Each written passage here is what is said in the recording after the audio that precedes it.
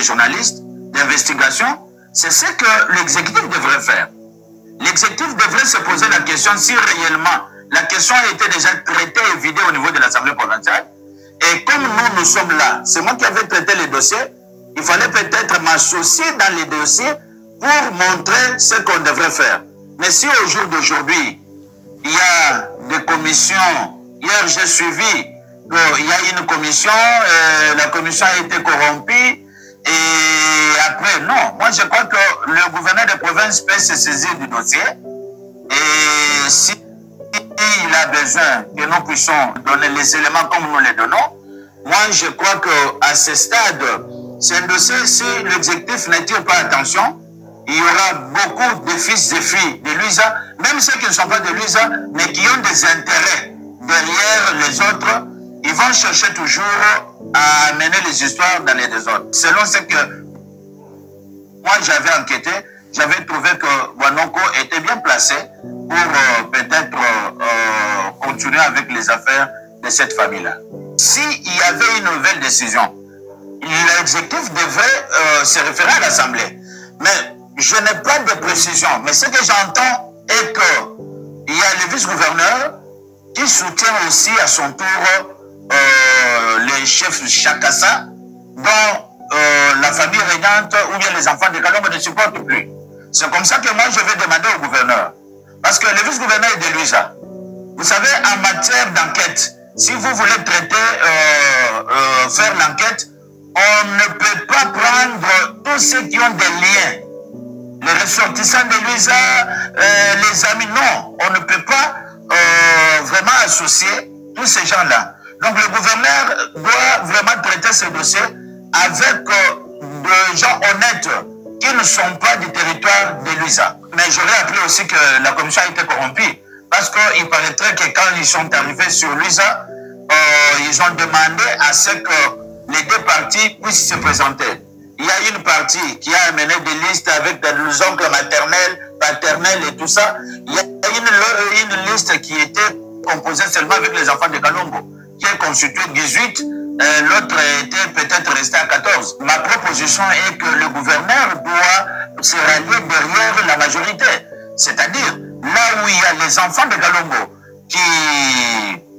qui sont majoritaires, le gouverneur doit se rallier pour dire que bon, celui qu'on m'a présenté, c'est celui que je dois travailler avec. Kalambambouji, nous devons éviter la crise.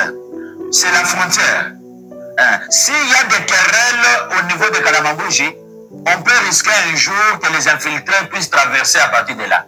Vous devez avoir un répondant direct qui est accepté par tout le monde et qui peut vous aider vraiment à sécuriser Kalambambouji.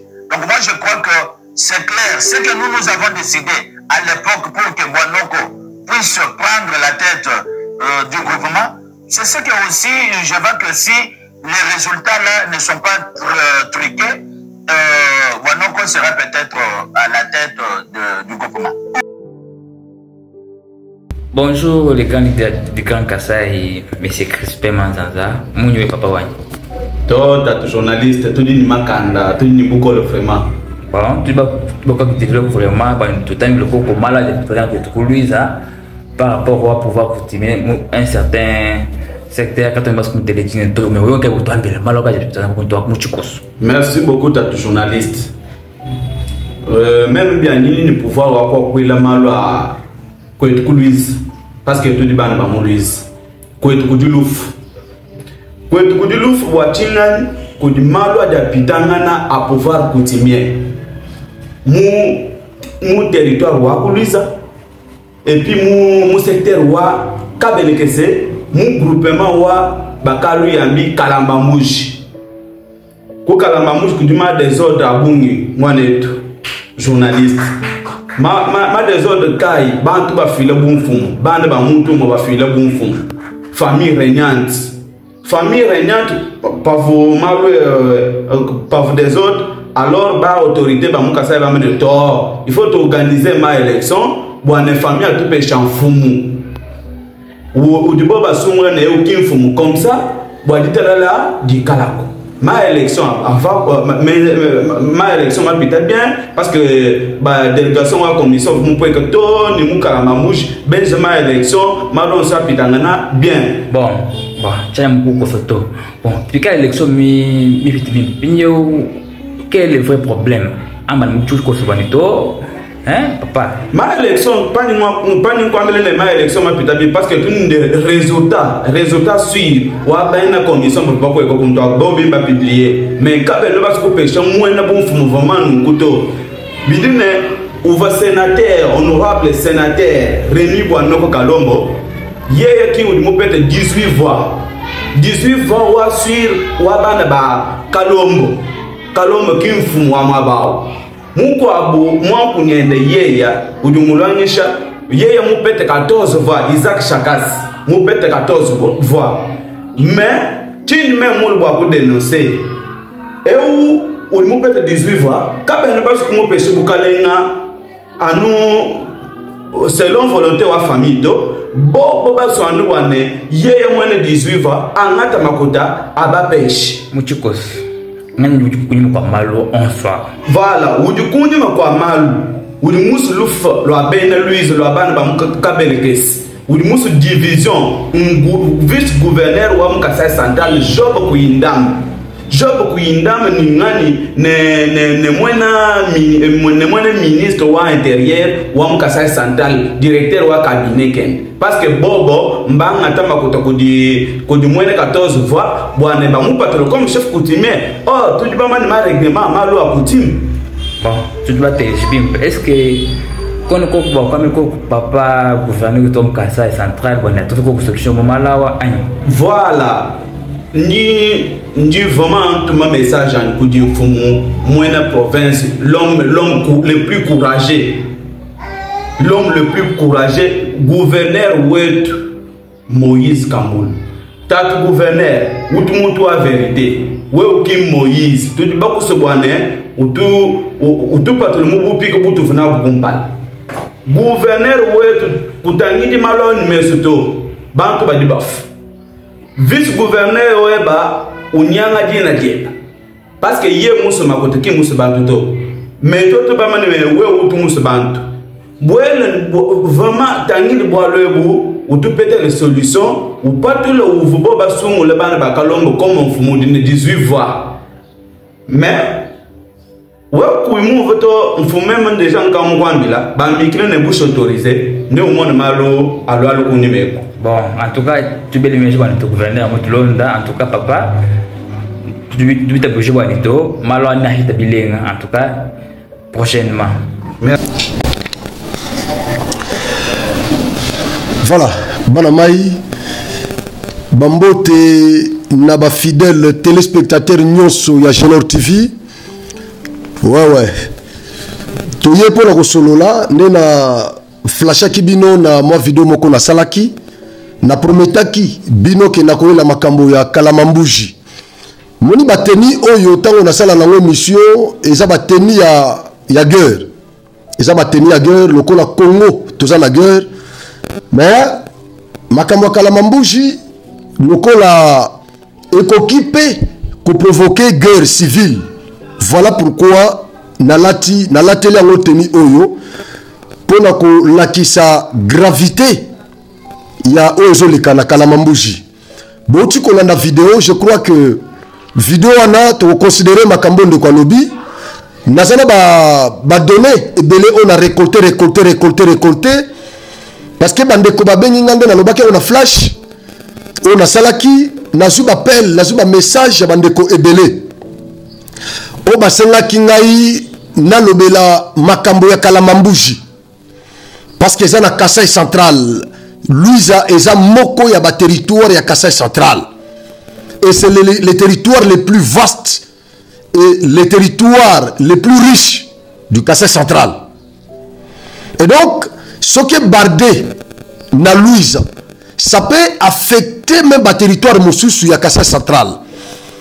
Voilà pourquoi to pesi yango importance belé pour to ça yango toute une émission pour interpeller l'autorité à niveau national.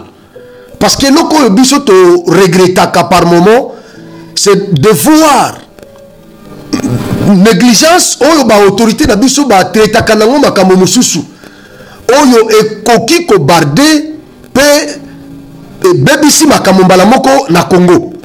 Ça par moment nous le déplorons, cette attitude là.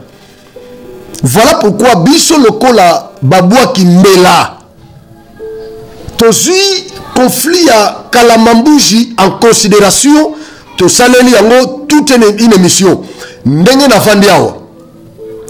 Je ne suis ni à gauche ni à droite na ba protagoniste nyonso onga na kotanga awa, surtout il y a famille régnante. Je ne connais ni l'un ni l'autre, mais onga na zoloba ezali sur base de banquette onga na sali. J'ai eu l'état ya kobenga kotoyo, j'ai eu l'état ya kobenga kote mususu. Nakutani na ba oya ngamo moko, nakutani pe na ba oya ngamo mususu, mususu na téléphone, je fais le terrain pour la récolter ba éléments. Parce que na prometa ki ba congolais belo babanda kobenga benga ngai de partout. Na lui jappé ba tindelinga ba éléments Kalamambuji, n'en parlons même pas. Donc sur base ba éléments wana nyonso, j'ai préféré animer cette émission pour interpeller ba autorité. Adashi moko na chilube lobby kapya kuchi balabala wakajima chana na kajima ko shamusoko. Bozo s'intéresser na makambo susu oui, mais soki makambo zo le kana Kalamambuji e bardé na kananga ba autorité mususu ba okima makambo kamo na tsapu ekimisa gouverneur na kananga kande mupompa ekimisa gouverneur ti lelo azonga na pouvoir na été vice na yende mutu atikala ti asilisa manda wana Pasteur Milonga. Donc je crois que tokoki kozwa batrocité ya kamona tsapu loko la jurisprudence. Moi ce qui m'offusque par moment c'est de voir négligence sur l'autorité na biso locale. Basa ko traiter nango ba conflit coutumier. Je me pose la question, est-ce que bazana ba conseiller? Je me pose beaucoup de questions quant à ça. Est-ce que bazana ba et quel est le rôle de ces conseillers là? Naboka kimbela place na makambo ya Demba, nabako achichimbula na Demba. Demba chez moi. Na secteur ya Chibungu. Nabako chimbula ba groupement ils ont meso beta na bato bazo bomana na Demba. Mais toboka kimbela place oyo. Qui en a considéré? Nous avons un ministre de l'Intérieur ici. C'est lui qui a dans ses attributions la sécurité provinciale. Mais ce qui est rocambolesque, c'est que le ministre là est là, mais tant que tozo bois kambela, tozo ganga awa, conflit est dans le territoire tel, conflit est dans le territoire tel, na Demba conflit ezali, na kota nini ya bako luntukuna na comment on appelle ça chez vous? Dimbelenge, conflit ezali. Na Louisa conflit ezali. Mais non seulement tozo belela awa, les autorités font sourde oreille. Et quand ça va barder, nous serons tous des victimes. Quand nous sommes perdre le pouvoir, quand nous ne pouvons pas que na awa, oh le loba centre Kassenyo Subaloba, c'est le meilleur de tous les gouverneurs. Oh ba kena na Kassa centrale. Mais les pauvretés parties ici, juste à cause des conflits coutumiers, ce n'est pas quelque chose à négliger. Vous aimez les bureaux climatisés, vous aimez les jeeps climatisés, vos maisons sont climatisées. Mais il y a des administrés qui s'entretuent quelque part. Intervenez le plus vite que possible avant que ça ne barde. Alors, émission Oyo n'a qu'à focaliser sur le conflit wana ya Kalamambuji. Parce que je suis parmi les centres Kassaye qui se sont battus pour la construction de cette route de Kanana Kalamambuji. Mais aujourd'hui, quand nous apprenons qu'il y a encore des conflits là-bas, qui sont en gestation, Vous n'allez pas me demander de rester taciturne, de ne pas aborder la question. Voilà pourquoi, tout ce temps ici, j'étais en train de chercher des pièces de conviction, des éléments qui vont me servir de socle dans cette émission. J'en ai eu. Voilà pourquoi je m'arroge maintenant l'audace d'en parler. Et je serai très clair dans mon langage parce que je suis dans l'espace, dans un langage clair. Dans un langage limpide, dans un langage clair. Alors, Tokende, na histoire ya Kalamambuji, na famille régnante, conflit où est na Kalamambuji, et bandi wapi, sikoyo toza nango wapi. D'abord, ba actero batangami na affaire oya Kalamambuji. Toza na gouvernement provincial. Tant on a lobby gouvernement provincial, na lobby te ke bangonde baza ba coupable non. Na lobby ba acteur majeur. O baza na kati affaire oyo. Nous avons le gouvernement provincial. Yaliboso. Nous avons, dans le gouvernement provincial, nous avons le gouverneur Moïse Kamboulou, nous avons le vice-gouverneur Job Kouindaba, nous avons le ministre de l'Intérieur et nous avons le directeur de cabinet du gouverneur qui est aussi cité. Mais le gouverneur des provinces, lui, n'est pas impliqué dans cette histoire. Batunyo Songa na bengi, Batunyo Songa na contacté, n'a posé une question, Baïbisangaï par ya gouverneur. Na ba conflit na Kalamambuji. Tout ce monde-là m'a dit que le gouverneur n'est pour rien. D'ailleurs, c'est grâce à lui que moi, Kimia et Zanano, parce que Azako utilisait sagesse et belé na makamwana. Azaki un peu distrait, il y a un linga qui est kenemabe. Mais Awa, il a pris la chose à main. Voilà pourquoi moi, Kimia, ils allaient me bazo qui n'a aucun nengon, mais utiliser sagesse pour que ébardete. Donc, directement le gouverneur, tout tient d'un côté positif. Gouverneur Moïse Kamboulou. Vous l'avez même la vidéo. Garçon wana, bazo senga gouverneur, a ça la tout pour assis saba conflit wana. Et il est considéré même comme l'homme le plus courageux. C'est comme ça que les centres kassaïens l'ont toujours considéré comme l'homme le plus courageux. Alors, dans cette occurrence, le gouverneur Moïse Kamboulou est du côté positif. Mais au bazar côté négatif, c'est le vice-gouverneur René Batangi, ce n'est pas moi. Vidéo Bolandi, Nabato, Nana Touni Touni. Le vice-gouverneur, il est aussi de Louisa. Batangi est dans côté négatif. Batangi directeur du cabinet, il y a gouverneur dans côté négatif. Batangi ministre de l'Intérieur n'a côté négatif. Vous voyez ça pour le compte du gouvernement provincial. Acteur Moussousso Batangi, c'est le Jefrem. Le Jefrem, Oyo a signé un contrat une famille régnante pour céder quelques hectares. Yamabele na Louisa. Pour exploiter Yango. Donc ça, c'est port, quelque chose comme ça. Contrat wana ekutaki 300 000 dollars. 300 000 dollars.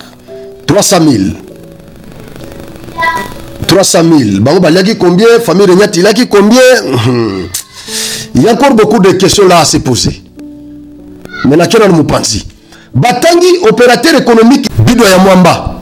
Balobi, Yépe, le chef qui est au pouvoir maintenant, Chakassa, a tekela qui est espace Oyo, famille régnante, et côté qui est là, au Jefrem.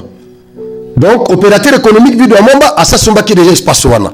Tant au Jefrem est, pour bazo espace Nabango, le chef qui est au pouvoir, Alingaki a intercepté Bango, a payé sa Bango côté Moussoussou. Et les autres ont refusé, au Jefrem pas lobby, Ngai, Napona Ginde Awa.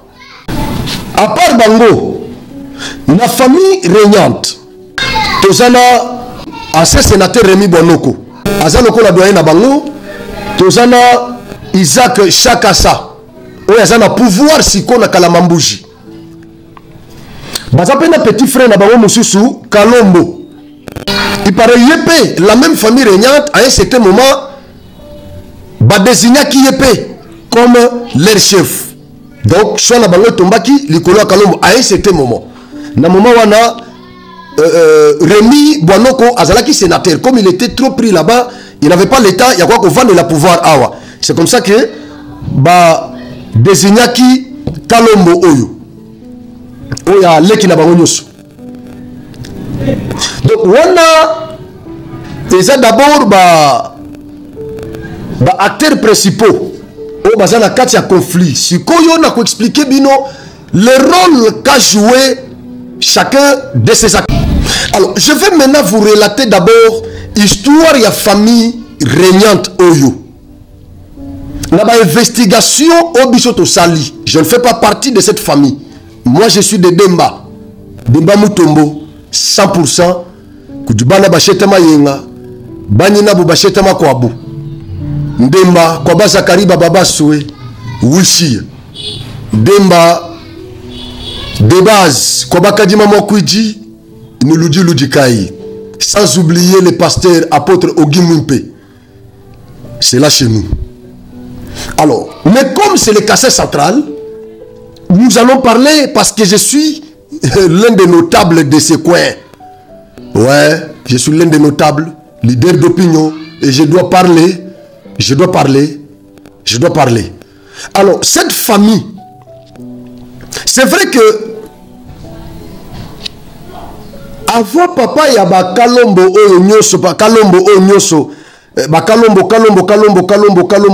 nyoso yo bazo la pouvoir papa na bango Rémi Kalombo Shinkoi avant ye chef mususu pe azalaki papa ya Kalombo Shinkoi wana Moyenge grand-père ya ba o bazo la pouvoir Moyenge yende oyo ba belge bakutaka o ba belge ba officialisa akoma chef officiel mais avant ye ba chef mususu bazalaka mais tango ba belge ba ye bakuta chef coutumier ya Kalamambuji ezalaki Moyenge wana koko ya ba o bazo la pouvoir ndenge boyebi mode ya accession ya pouvoir coutumier c'est de père au fils. Donc papa a le pouvoir et le mot papa et que pas moana. Ba chef nyonso ya côté wana ba yebi que c'est ça le mode d'accession au pouvoir coutumier chez eux. Alors tango Moyenge koko na bango wana akufi papa ya ba o bazo la pouvoir. Bande konayende ba ponaye balobi yo Rémi Kalombo Shinkoi. Yondo comme chef coutumier na biso awa na Luisa na Kalamambuji. Ce papa était un intellectuel. À l'époque, il était considéré comme un immatriculé, un intellectuel de haute facture. À cette époque, azalaki chef de secteur pendant Tanyo Somobutu. Azaki na ba ferme na ye. Azaki na botu na rivière Kasai. Bambongo nyonso oba banda ko futa na rivière wana tango à l'époque il y a avant que Kalamambuji l'a officialisé, c'est lui qui bénéficiait de tout cet argent. Donc, il a fait beaucoup de choses, il avait quand même des moyens et il était vraiment un intellectuel considéré. Il a travaillé plusieurs fois avec Mobutu comme administrateur, Tinda et Nabambo comme tout ça. Ses papas étaient morts en 2015. Bon, c'est sur réserve, mais je crois que c'est 2015, oui. 2015, voilà. 2015, je ne me suis pas trompé. 2015. Rémi Kalombo Shinkoi était mort en 2015. D'une mort subite. Abel a quitté. Il n'avait aucun problème sanitaire. Mais il était mort subitement comme ça. Sans laisser ni testament, ni quoi que ce soit, selon ce qu'on m'a dit. Et il y a même des preuves. Il y a des preuves. Le papa est parti. Ayant laissé le pouvoir comme ça, sans successeur désigné dans un testament, les membres de sa famille, de ses enfants, ils ont plébiscité leur aîné, Boualema Kalombo, comme leur chef. Les pauvres n'avaient pas mis du temps au pouvoir. 6 mois après, il est tombé malade de tuberculose. Il était déjà affaibli. Pendant cette période de son affaiblissement, il y a eu des conflits encore entre ses oncles paternels et ses frères. Selon les oncles paternels, il aurait fallu que le pouvoir aille chez Miasolo. Et les enfants qui vivaient par moments aux antipodes, ils se sont dit, mais écoutez, si on continuait à vivre comme ça aux antipodes, nous risquerons de perdre ce pouvoir. Parce que pour le moment, le pouvoir est à nous. Et là, nous avons un groupuscule des oncles qui veulent à tout prix nous prendre le pouvoir. Et donc, nous devons nous unir pour conserver ce pouvoir. C'est comme ça que cette famille-là, des enfants de Rémi Kalombo, ont cette fois-là plébiscité Isaac Chakassa. Parce que à cette époque, Rémi Boanoko, il était sénateur. Et donc, il ne pouvait pas laisser le Sénat, son mandat sénatorial, pour venir rester au village et prendre le pouvoir coutumier. C'est lui qui avait donné cette idée-là. Il a demandé à ses frères de placer momentanément Isaac Chakassa au pouvoir. Parce qu'il était considéré comme un homme très calme, poli, très doux, et surtout qu'il était un chrétien, serviteur de Dieu, tout ça. On lui a donné le pouvoir. Alors, lorsque ce dernier s'est bien positionné au pouvoir, selon le dire de ses frères, il a commencé à dilapider les biens de leur père. Parce que leur père avait 4 femmes. Et toutes ces 4 avaient les enfants. Ces enfants-là, ils devaient normalement bénéficier aussi de ce patrimoine de leur père. Il y en a qui étudiaient encore à cette époque, même jusque-là, il y en a qui étudient encore. Maintenant, ce patrimoine-là de leur père ne les aide en rien. Voilà pourquoi ils ont fédéré leur énergie pour s'attaquer maintenant à celui qui est au pouvoir. Ils ont brandi quelques raisons. Parce que l'autre, comme il était déjà chef, il s'était bien installé au pouvoir. Il avait de moyens et tout ça, selon eux. Ils disent qu'il avait même vendu la ferme de leur père. Il a vendu la ferme et l'argent que la pirogue la produisait, il ne se retrouvait pas. Il a vendu tous les terrains que leur père avait laissés. Et tout ça, il n'y a que lui qui en bénéficie. Il a même appelé la famille élargie même de sa mère, tout ça, autour de ce patrimoine, et les ayants droit ne se retrouvent pas. Ce que moi j'ai dit, c'est ce qu'on m'a dit. Voilà, c'est ce que moi j'ai écouté. C'est comme ça que les autres, les frustrés là,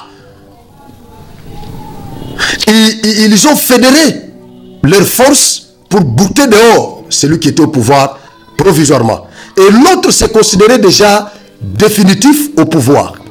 Selon lui, il avait un document, une lettre d'abdication de leur père. Il en avait. La lettre dans laquelle le père s'était déclaré incapable. Donc, il a reconnu qu'il ne pouvait pas encore gérer. C'est ça, abdiquer, c'est-à-dire vous reconnaissez déjà dans la défaite vous êtes affaibli, vous êtes incapable de gérer. Vous prenez le pouvoir, vous transférez à celui qui peut mieux gérer. Et c'est par un document. C'est le document qu'on appelle juridiquement lettre d'abdication. Donc celui qui cède le pouvoir, il le fait pendant qu'il est encore vivant, mais affaibli déjà. Et pour que ce document-là constitue une preuve irréfutable, ça doit être authentifié par les notaires. Mais dans les cas sous examen, les autres, selon eux, ce document n'a jamais existé. Mais selon celui qui est au pouvoir, il a ce document-là, qui fait de sorte qu'il soit au pouvoir. Les autres me posent la question, Franck, si réellement que notre papa avait laissé ces documents d'abdication, pourquoi le pouvoir après la mort de notre père pouvait d'abord aller à notre frère aîné Boualema Kalombo? Si réellement qu'il y avait cette abdication, ce testament, le pouvoir ne pouvait pas aller là-bas à notre frère Boualema Kalombo. Et c'était sur désignation. On ne peut désigner quelqu'un que lorsqu'il n'y a pas un testament, lorsqu'il n'y a pas un document d'abdication. Mais s'il y a le document d'abdication, on ne parlerait plus de désignation de l'organisation des élections. Mais dans les cas sous examen, après la mort de notre père, c'est notre frère aîné, Boualema Kalombo, que nous avions désigné pour nous diriger. Et après sa mort, comme il y avait déjà des conflits entre nous et nos oncles paternels, c'est comme ça que nous sommes dit, mettons-nous ensemble pour conserver ces pouvoirs. Et parmi nous, devons désigner quelqu'un d'une bonne moralité qui peut nous diriger pour conserver le pouvoir. C'est comme ça que nous l'avions plébiscité. Il n'y avait aucun document laissé par notre père. Ça, c'est eux. Mais de l'autre côté, lui affirme qu'il a ces documents. Ça, c'est un. De deux, selon la loi qui porte sur le pouvoir coutumier, il y a 3 conditions pour devenir chef. La première condition, c'est la désignation d'abord par la famille régnante, les ayants droit. On va prendre le PV de ces conseils de famille, on l'envoie au gouverneur. Et c'est le gouverneur qui prend maintenant la décision d'installation provisoire du désigné. Et celui qui va exécuter la décision du gouverneur, c'est l'administrateur du territoire. Sur base de cette décision du gouverneur, il va installer provisoirement le désigné là. En attendant l'arrêté du ministre ayant la sécurité dans ses attributions. Donc le ministre de l'Intérieur. Et une fois que le ministre prend son arrêté, confirmant le désigné là comme chef définitif, et directement le désigné là est investi définitivement comme chef coutumier. Sont là les 3 étapes d'accession au pouvoir coutumier. Maintenant, la question que notre cas se pose, est-ce que celui qui est au pouvoir répond à ces critériums? Le premier, oui, il a été désigné par ses frères. Mais l'installation provisoire, selon lui, quand il répond à cette question, qu'est-ce qu'il dit? Il dit qu'il a été investi officiellement par l'administrateur du territoire, Denis Emma Kapalanga. Maintenant, les autres cherchent l'arrêté sur base duquel il était investi par cet administrateur. Et l'autre brandit maintenant l'arrêté de son père. Ce qui fait que les autres rejettent même cette cérémonie-là. Ils se disent, mais quand on vient pour investir un chef coutumier, c'est une grande cérémonie coutumière chez nous. Il doit y avoir d'autres chefs coutumiers des environs qui seront là comme témoins. Et l'acte de son investiture doit être signé par l'un des chefs coutumiers voisins. L'acte que chacun a brandi, ça porte sa propre signature comme témoin. C'est lui-même qui était investi et c'est lui-même qui a signé comme témoin. Ça pose problème. Alors, comme il y avait cette mésentente autour de ces pouvoirs coutumiers à Kalamambouji, du temps des gouverneurs Kabouya, il avait convoqué tous les membres de cette famille régnante. Les premières consultations avec le gouverneur Kabouya Kabitapo. Il leur a demandé de se retirer un peu et d'aller plébisciter un chef parmi les membres de cette famille régnante et qu'ils viennent lui les présenter.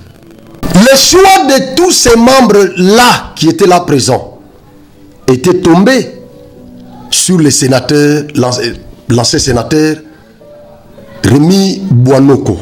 C'est lui qui était désigné par cette famille comme chef coutumier.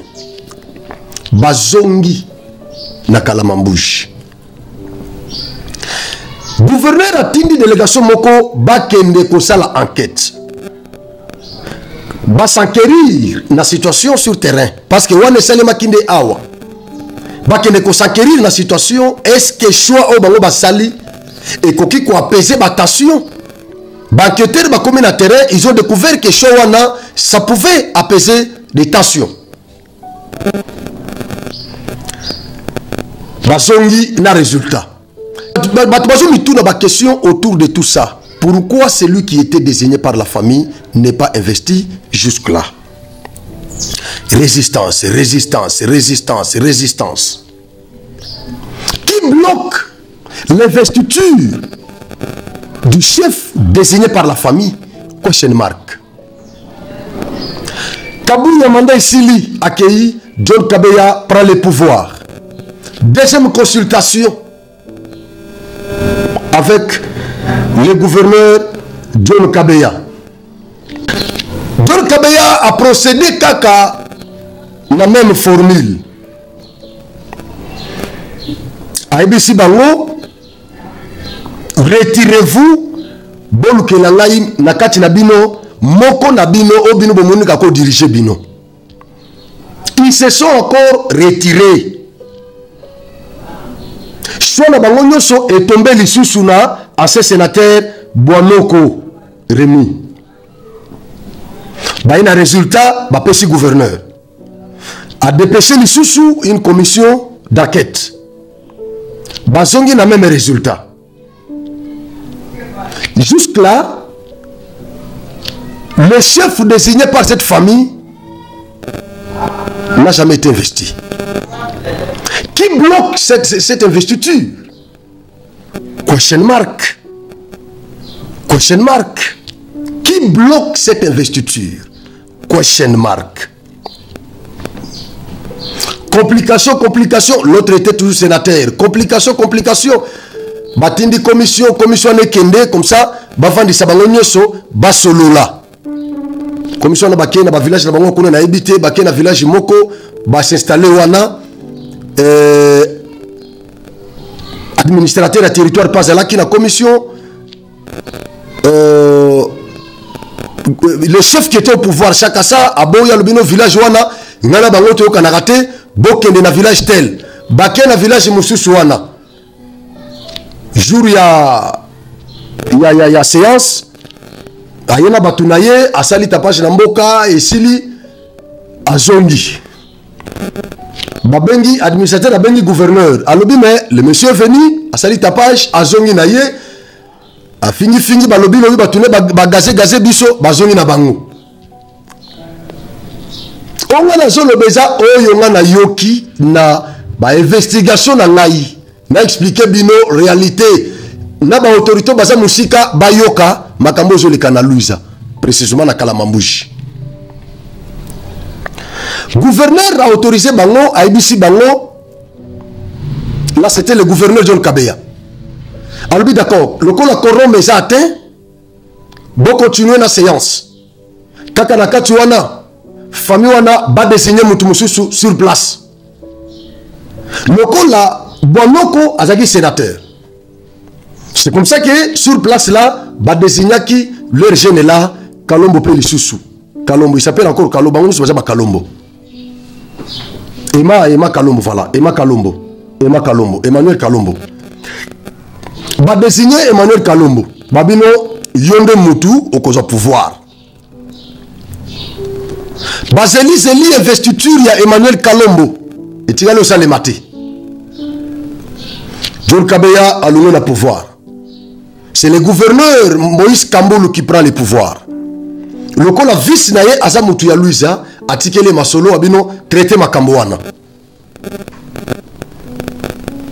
Le col a basaki na ba discussion na Ogefrem. Ogefrem a tindaction quelque chose comme ça ba organiser ba benga ba famille regnante ba membre de sa famille ba ayant droit ba ya na kananga ba loger bango restauration na bango transport na bango. Ogefrem a tinda quelque chose, je ne vais pas entrer là-bas na ba détail biloko wana. Chose qui n'a pas été faite. Mais si quand on invite Bandekwa Nabaya, vice-gouverneur, Naba conseiller, bah organiser un atelier dans lequel Babengaki, les chefs, Balobi, Natanga, Telegram Wana, considérer Babi le nouveau chef, je crois, le nouveau chef et son antagoniste. Le nouveau chef là, c'était Emmanuel Kalombo wana les jeunes oyo ba membre ya famille ba votaki na village wana cérémonie à Souka oyo salemaki. Lui était parti répondre. Babengi pe antagoniste naye c'était Chakassa. Et pourtant c'est ce qu'on m'a dit, la logique, et ça que Chakassa, antagoniste à Chakassa, c'est Bonoko, Rémi Bonoko normalement, l'ancien sénateur. Parce que Bangomi Balé, ne peut pas le pouvoir. C'est comme ça que Bazu pouvoir, Bapesi, ou Azaki neutre, les jeunes. Mais dans Telegram, Chakassa était considéré comme antagoniste. Il y a le nouveau chef, Emmanuel Kalombo. Mais quand même, il faut répondre. L'atelier, l'atelier, et si la résolution est à la kinini, bazongi si pouvoir na Chakassa, oyo, bato ba désigna qui est, ba retirer qui confiance, ba pesi na ba mosusu. Et bardé l'isusu, na village, et bardé. Bardé sur la village Kuna, et comme isusu, matata, tout ça. Gouverneur, on a une mission, tant que zongi, je crois que c'est une loi là-bas. Tant que zongi, na kananga, ayoki baeko a récupéré dossier na maboko. Yépe atindi après mission et enquête. Il y a 2020, na ba consultation, il y a 2020 avec le gouverneur gouverneur Kabouya. 2023 avec le gouverneur John Kabeya. Ce qu'on a 2025 au pays sous la février 2025. Gouverneur Moïse Kamboulou a dit une commission d'enquête. Quand on va commis à terrain, va procéder sur une élection. Il y a un garçon à lobby dans la vidéo a évoqué question il y a une élection. Si les deux chefs les fiches analytiques. Bon, ça va fiche wana. Moko na moko akoma nombre ya bande konaye o bazana simanaye o ba soutenir ye aya na liste wana. Sali kitango ba ko bimisa liste. L'autre avait écrit les 18 noms, il y a ba vrai frère naye parce que baza sur 32. Na liste mususu bakotaki ba cousin bakotaki banani ba o bazana droit ya ko voter te. Sikoyo na makambo yo ya pouvoir coutumier. Mode d'accession na ibisibino c'est de père au fils. Mais bana ya papa on ande ba désigner kamoko na bango soki testament ezate ba désigner moko na bango pour diriger bango. C'est ça le principe. Na liste mususu selo ba oyo balobi ki na liste mususu ba koti ba kombo ya batebele côté wana. Mususu ba bana kasi banani tout ça oyo bazana compétence ya ko voter te en cas de vote. Mais ba vrai non ya bandeko na ye o ya kota kuna c'était 14. C'était 14. Commission wana ki enquête bazui ba liste wana. Selon Kamuska o ya koto balobi opération l'ingaki ça le même jour. Mais bakati yango subitement na moyo kabu bakati yango balali wana sans rien faire et ba ko reprendre le lobby. Bango bazo mituna sko qu'est-ce qui s'était passé la nuit? Selon Bango, il y a eu des actes de corruption. Balobi ki bazana ba preuve. Balobi bazana ba audio, bazana ba texto, bazana ba preuve. Ba résultat wana tisikoyo. Selon on na yoki eza que moko ya ba membre ya commission wana azako confectionner rapport na ye. Et pourtant rapport il faisait la moko bango nyoso basa la rapport moko. Mais chacun d'eux confectionne son rapport pour qu'il nous présente. Et jusque là bazo c'est la résultat. Il y a oya gagné qui. Résultat n'est até. Flou et zawana. C'est ce qui est à la base. Il y a un conflit wana. D'abord le bandaki nanu na session il y a mabele ba pesa ki au Jefrem ba découvrir que opérateur économique Bido Momba asa sombaki yango et pas ya chef Chakasa ba o balobi ateka ki yango ernini biso to yebité eza biloko na biso vente nyonso fo biso tout au bénéficier il faut tous aller au courant trouble les akina nwana et poser qui problème. Voilà pourquoi le nom du vice-gouverneur est cité par l'autre camp na dossier Oyo Amal. Selon Bango, c'est le vice-gouverneur qui serait derrière tout ça. Ils ont estimé que le vice-gouverneur, le Kolaza ya AFDCA, il y a Bachi Lukwebo, Rémi Bono Kopé, Aza ya AFDCA, il y a Bachi Lukwebo. Na moment où Banda Koluka, candidat vice-gouverneur, Bango mi balé, Bazala qui na compétition. C'est comme ça que Job a gagné, Bachi Job comme vice-gouverneur pour le compte à AFDCA. Banda wana siko baomi balé et konakati. Bazo elle la pouvoir leadership na Louisa. Tandis que bazana territoire et bazana secteur différent. Bao balobi que eloko wana nde sala et sala rake vice-gouverneur à combattre oyo siko biso tout za ba victime ya guerre politique na bango. C'est ce qui fait que au lieu d'appeler ça Rémi Bonoko pouvoir bazako bunda bazo bunda pour maintenir ou ça na pouvoir pour affaiblir le leadership naé na territoire na bango. C'est ce qui se dit naka ya ba mususu biso to za la kapolele poleli dans un langage clair makambo ngana zoloba eza makambo ngai na inventé te. Vous n'allez pas dire que ngai na inventé makambo ngana zoloba ata bato bazona na ngao ba yebi histoire oyo bazo mituna metipo ya mystique tipo azanga ngato nini nazanga ngate ezande kolinga terrain mingi kolinga mingi investigation biloko ndenge wana nalanda ki pe lisusu docteur Clément Clément Kanema Moulumba Nakacherte, président de la communauté de Luiza. Nalanda qui alobaki makambo ebele intervention na yo wana pende enrichir émission nanga oyo. Nalanda qui honorable Willy Wishi. Pour à l'époque ya John Kabeya, la commission Oyekenda qui au batina na Luiza, il a fait partie de cette commission là. Donc il en sait quelque chose. Nalanda qui est sous intervention naï. Nous sommes et enrichir naï pour la émission. Alors la question que nous nous posons maintenant, qu'est-ce qui bloque? Cérémonie, il y a installation provisoire, il y a chef Oyo, famille régnante est désignée. Et ça, ce qui 4e fois, ce qui 5e, 6e fois, yangoyo. Baso désigné kaka mutu moko wana titre ce qui na élection sur 32, il a gagné na 18. Pourquoi il n'est pas investi jusque là? Qu'est-ce qui bloque? À partir de quel moment ça bloque? C'est la question que nous pouvons nous poser tous.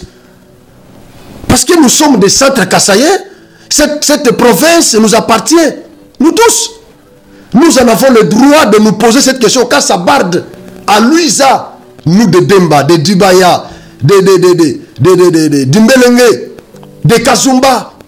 Nous devons nous poser des questions. Pourquoi ça ne marche pas là-bas chez les autres? Pourquoi ça bloque chez les autres? Pourquoi ça barde chez les autres? Nous devons nous poser des questions. Et nous devons adresser ces questions aux autorités. À partir de quel moment ça bloque? Pourquoi ça ne marche pas? Vous avez peur de quoi? Mettez fin à ces conflits-là. Batongi la biso zela kalamambouji et si là. Parce que zela ne so banakana ngati kalamambouji. Mais ceux qui na kalamambouji, qui nezate? Ceux qui nezate, famille régnante kuna baza divisé. Quand il y a kouchi balabala, il faut qu'on kajima. Pourquoi rapport ya commission wana eza ko traîner? Il faut bima. Pourquoi siko bozo banga? Pourquoi rapport wana ezo bimate? C'est la question qui taraude nos esprits. Commission Kendeki, basali organiser l'élection 18 voix, 14 voix. Babakisi batumosusu, ce qui est contraire na règle na bango. Mais dites-nous la vérité, à partir de quel moment ça bloque? Pourquoi résultat zo bimate ata seni quand même bima yumelate? Mais oh il y a commission oh yo Kendeki kala mambuji. Et zo bimate pourquoi? Ça bloque où? Ça bloque où? Bokata likambo na tofa na pe na professeur na kimia. Quelques-uns parmi les membres de cette commission paraît corrompre Bango, tout. Je ne confirme pas parce que je n'étais pas là. Mais selon Bango, ils ont accusé les membres de la commission de corrompre Bango par le chef qui est en place. Mais si tel n'est pas le cas, publiez les vrais résultats. Comme ça, bon, nous ne sommes pas corrompus. Bon, que non, Bisso Tolingi Kassa Central, nous travaillons pour le bien de cette province et nous soutenons le chef de l'État. Nous soutenons le chef de l'État qui n'aime pas la fraude. Faites ça, je crois que ça sera une bonne chose. Vous allez aider la province, ceux qui vont bénéficier de vrais résultats. S'il s'avérait que c'est Isaac Chakassa qui avait gagné, tant mieux. Publiez les résultats. Investissez Isaac Chakassa définitivement. Mais s'il s'avérait que c'est Rémi Bonoko qui a gagné, mais publiez les résultats, investissez les gagnants, c'est fini. Mais pourquoi ça bloque? S'il vous plaît, Nazo Senga Siko n'est pas gouverneur Nabiso. Parce que na makambo yo eloko nga na sepeleza ke moto abatu batangi na mabete. Nazo témoigner yango place nyonso nga na frapper porte pour nazo info. Même na ba autorité mususu nga na contacter batu mususu nga na bengi to sololi mususu nga na moni physiquement bona kota na bango o nga pe na landi na biso bino ke na oto landa na landi docteur Clément président ya communauté de Luiza na landaki na Kacherte na landaki honorable Willy Wishi na landi ba intervention ba ndeko belé na contacter ba mususu na bengi ba quelques-uns na Luiza na Kalamambouji précisément ba pesinga mo ba élément biloko ndengona je suis en contact avec beaucoup de gens. Avec beaucoup de gens. Mais, ils m'ont dit que c'est grâce à ce gouverneur Moïse Kambolo, n'est-il les lozomona, makamozo freiné. Ce qui a s'impliquer quitter. Déjà, balinga ba investir, motoyo, bisoto désigné. Et ça allait barder la province. Mais si les notions de la kimia, c'est parce que le gouverneur Moïse Kambolo a sursoir Makamouana. Alandelangona nous dépasse pas. Abona clair na Makamouana. Bravo, le gouverneur pour la sagesse. Mais faites quand même quelque chose de manière à ce que les Kalamambouji ici là et permettre les élèves à ici là, biso peut te Kalamambouji sans problème. Et ça, secteur, il y a territoire, moko est assez central. Donc, Boti Kabiso, nous ici là, tu continues à travailler. En tout cas, Kabouya, Atika, gouverneur Kabouya, Asilisa conflit en athée. Gouverneur John Kabouya, Asilisa Mandanaye, Asilisa conflit en athée. Babenyo Moïse, Azamut, Oya, ko délivrer Batou. Délivrer famille, Oya marginalisée, Bazana moyenté, délivrer Bango. Ce qui est remis, nous avons gagné. Bon, investir, bon. Vraiment, faites tout pour que Kimé Kota na Kalamambou. Je crois que ça sera une bonne chose. Et, bah, centre cassé, bah, au Kanisayo. Mais ceux qui vous ont négligé, ça va barder. Vous risquez de perdre le pouvoir.